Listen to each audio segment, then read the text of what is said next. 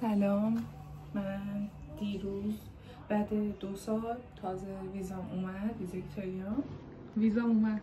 دروغ نگه. به قرآن. حرفشم. به قرآن. همین امروز صبح اومد. گم شد. به خدا. ویزام اومد. شوخی میکنی؟ ویزام اومد. ایتالیا.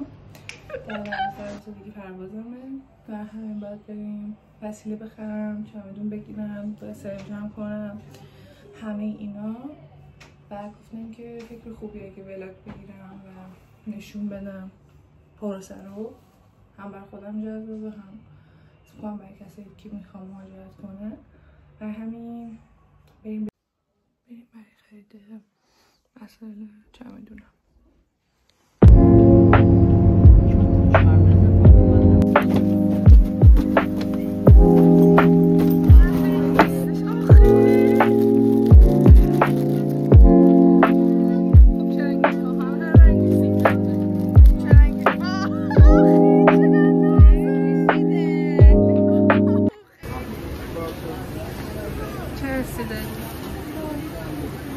از اینکه پاره شدم خوشحالم. اینم خواهرشه که خسته شده از گرما. خب دیروز رفتیم یه سری وسیله اینو خریدیم که مثلا 70-80% بارمن و گفتم که نشونتون بدم آنگاه بکنیم با هم. اولیش رو تختی، 2 تا رو تختی لیف، 2 تایی، یه دونهش نمیدونم کجاست. چای هیل، گل محمدی، دارچین، نبات، اینجور چیزا.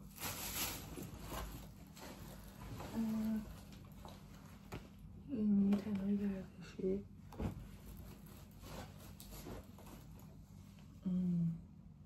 پارچ دست پاس تمیز کردن خونه و این دستانا.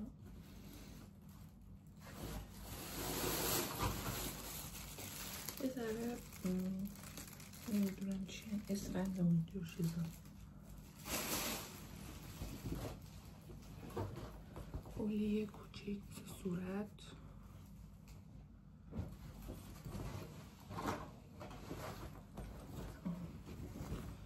شلوارک،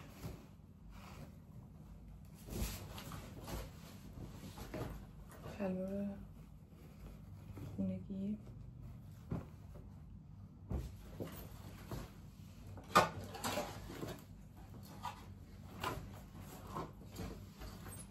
دیگ، یه سینی. عجیب خرید عجیبی داشتم میگفتم این حالیه بزرگ اصلا تنبوش بگیرم، ولی خب خیلی سنگین میشد و واقعا نمیخوام اضافه بار بخورم. بعد تا از این زیر دیگی ها خب حالا توی این گوش بکن آینه جیبی، لبلو، ضدافتا، موچین،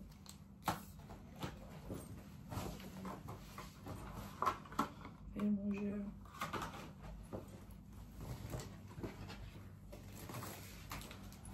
چشم‌بند، مسواک،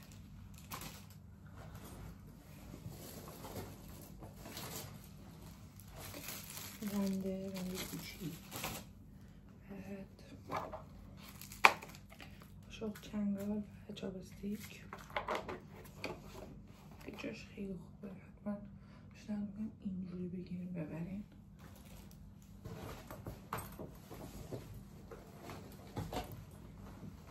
یه شلوارک خونگی، اسکاچ، تیغ ابرو،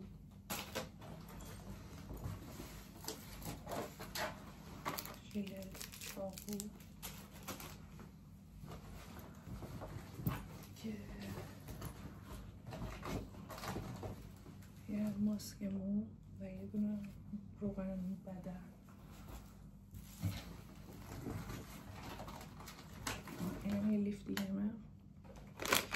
لباسی.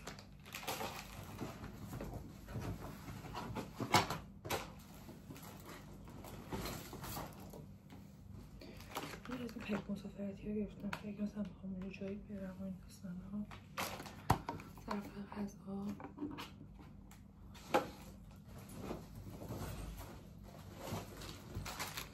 بده کارش پاک کن و این دستمون دیگه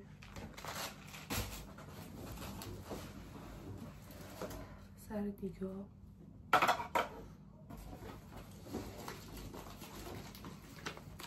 حلال دندون، سرشور،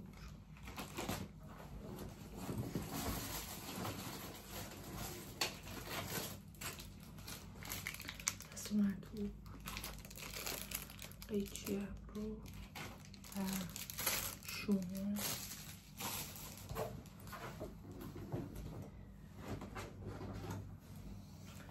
شام بدن، ژل ابرو،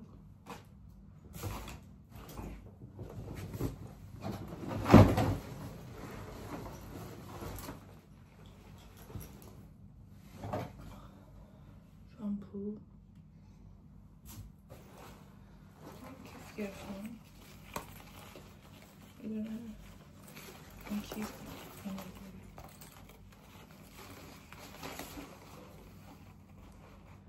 مشخصی من طور که بردارمشگاه گرفتم. یکی دیگه این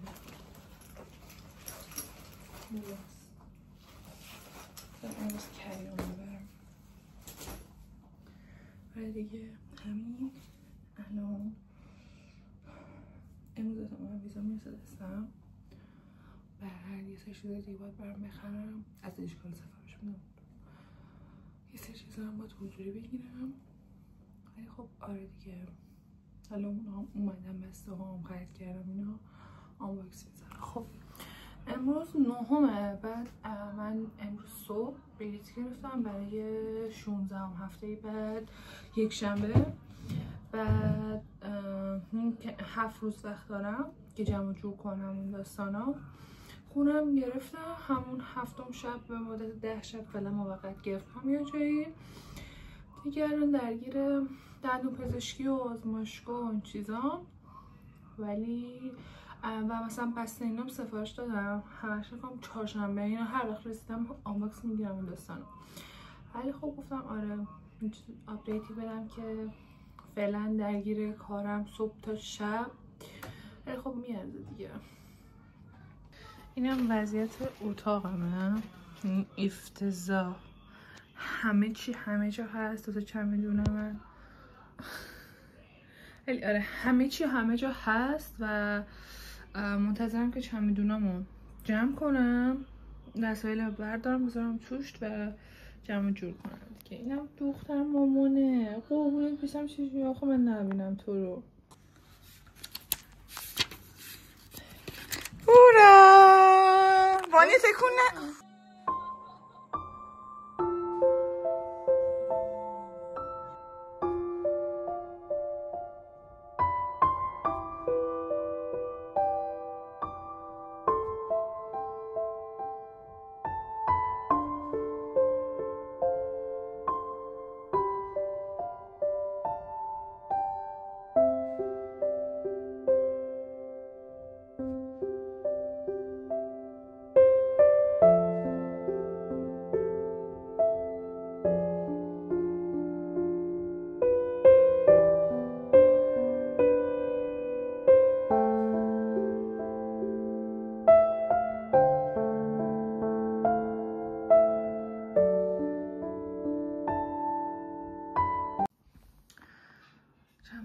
جمع کردم، اول می‌خواستم تو اینا بریزم و جا نشد، چمدون بزرگتر خریدم دیگه. جمع کردیم و می‌خوایم بریم سمت تهران.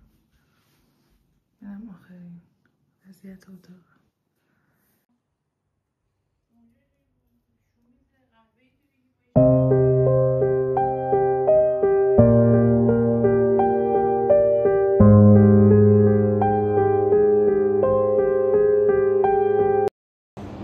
رسیدیم فرودگاه. من یه 10 کیلو این اضافه بار داشتم. همه رو در آوردیم، قیافم دارم میمیرم. همه رو در آوردیم و دیگه نشستم تا چکین و اینام باز چه برم. من اومده بودم که یعنی اومدم فرودگاه، بعد از گیتم رد شدم و من به طرف گفتم که من میخوام ارز دولتیمو بگیرم و میخوام برگردم، یعنی مهر رو نزن روی پاسپورتم و میزنه. من از حواسم نبود، میرم ارزمو میگیرم برمیگردم، میگه که نمیتونی بری بیرون. من نه با خانوادم خداحافظی کردم، نه چمدون داشتم، هیچی همه چیم بیرون بود دیگه. بدون خداحافظی، بدون هیچی اومدم از گیت رد شدم، منتظرم الان پروازم برسه. انقدر گریه کردم ولی دیگه چاره نیست، کاری نمیتونستم بکنم. خیلی ناراحتم، خواستم خداحافظی کنم، خواستم فیلم بگیرم، خواستم آخرین لحظاتشون باهاشون رو زندگی کنم، ولی خب نشد دیگه. الان منتظرم پروازم ساعت 8:30 میاد به استانبول و منتظرم که بیاد دیگه.